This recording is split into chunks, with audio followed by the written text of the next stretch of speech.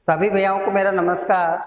भैयाओं पढ़ रहे थे पाठ 3 परमाणु अणु, और आज हम इसमें पढ़ने वाले हैं आणविक द्रव्यमान व सूत्र इकाई द्रव्यमान।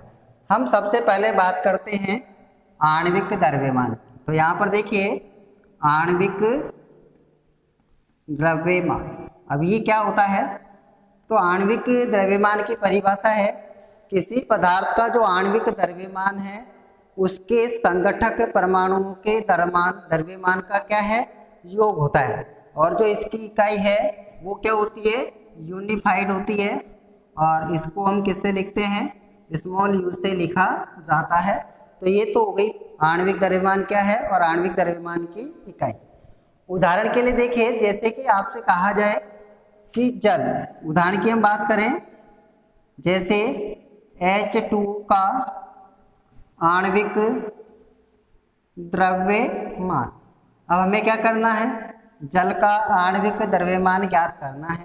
तो यहाँ पर आप देखेंगे कि जल में हाइड्रोजन जो है, आप लिखेंगे सबसे पहले हाइड्रोजन का परमाणु द्रव्यमान। तो हाइड्रोजन का परमाणु द्रव्यमान, और हाइड्रोजन का जो परमाणु द्रव्यमान होता है वो आपका होता है एक, तो आप लिख देंगे 1U। ऐसे ही अब है ऑक्सीजन, तो आप लिख देंगे ऑक्सीजन का परमाणु द्रव्यमान। और ऑक्सीजन का जो परमाणु द्रव्यमान होता है वो सारणी से आप देख सकते हैं कितना होता है, 16 होता है। तो यहाँ लिख देते हैं 16। अब हमें क्या करना है, H2O का निकालना है। तो ये क्या है कि इसके संगठक परमाणुओं के द्रव्यमान का योग होता है। तो सीधा लिख देते हैं H2O का आणविक द्रव्यमान। आप लिखोगे आणविक द्रव्यमान। तो यहाँ पर आप देखेंगे कैसे ज्ञात करेंगे। तो हाइड्रोजन के यहाँ पर कितने हैं, 2 है। तो आप लिख देंगे 1, इसको गुणा करना किससे, 2 से। अब ऑक्सीजन का कितना, देखिए 1 अणु है, और ऑक्सीजन के 1 अणु का जो द्रव्यमान होता है कितना होता है, 16 होता है। तो यहाँ पर आप देखेंगे इसको 2 को 1 से गुणा करते तो 2 + 16। तो यहाँ पर देखिएगा जल का यानी कि H2O जो होता है इसका आणविक द्रव्यमान होता है 18, और आणविक द्रव्यमान की जो इकाई होती है उसे हम लिखते हैं U। तो यह आपको हो जाता है 18U। तो इस प्रकार से किसी भी यौगिक का जो है हम आणविक द्रव्यमान ज्ञात कर सकते हैं।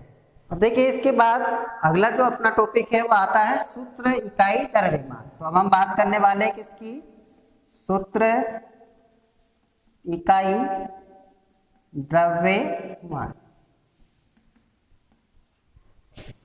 तो किसी पदार्थ का सूत्र इकाई द्रव्यमान उसके सभी संगठक परमाणुओं के परमाणु द्रव्यमानों का क्या होता है, योग होता है। और सूत्र इकाई द्रव्यमान का परिकलन भी उसी प्रकार से करते हैं जिस प्रकार से किसका किया जाता है, आणविक द्रव्यमान का। यानी कि आणविक द्रव्यमान और सूत्र इकाई द्रव्यमान को एक ही तरीके से ज्ञात कर सकते हैं, और इसकी जो इकाई होती है वो भी यूनिफाइड होती है। यदि हम बात करें जैसे कि NaCl का सूत्र इकाई द्रव्यमान जो है हमें ज्ञात करना है। कैसे ज्ञात करते हैं, तो यहाँ पर देखिए सबसे पहले हमें क्या करना है, सोडियम जो है, सोडियम परमाणु का द्रव्यमान पता होना चाहिए। तो हम लिखते हैं सोडियम परमाणु का क्या लिखेंगे, द्रव्यमान। तो सोडियम परमाणु का द्रव्यमान ये आपका देखिए जो आपको सारणी के अंदर आप देखेंगे तो दिया हुआ है, ये होता है 23U। इसी प्रकार अब हम क्या करते हैं, यहाँ पे दूसरा अणु कौन सा, क्लोरीन है। तो लिख देंगे क्लोरीन परमाणु का द्रव्यमान। और जो है आपका क्लोरीन परमाणु, इसका द्रव्यमान होता है सारणी में परमाणु द्रव्यमान तो 35.5U होता है, यानी यूनिफाइड इसकी इकाई है। अब हमें क्या करना है, NaCl का परमाणु द्रव्यमान सूत्र इकाई द्रव्यमान ज्ञात करना है। तो सूत्र इकाई द्रव्यमान ज्ञात करना तो आप सीधा लिख सकते हैं, यहाँ पर देखिए NaCl है तो आप लिखेंगे NaCl का सूत्र इकाई द्रव्यमान। और हम क्या करते हैं यहाँ पर देखिए Na का 1 है तो आप लिख देंगे 1 गुणा कितना है 23। ऐसे देखिए प्लस, अब क्लोरीन का कितना है, क्लोरीन का भी एक ही परमाणु है तो इसका द्रव्यमान दे रखा कितना, आणविक परमाणु द्रव्यमान 35.5। ठीक है, तो आप लिख देंगे 1 गुणा 35.5। अब क्या करना आपको, इन दोनों को आपस देखिए गुणा करते हैं तो ये तो आपको हो जाता है 23 गुणा 1 23, और 35.5 को करेंगे तो 35.5 ही आएगा।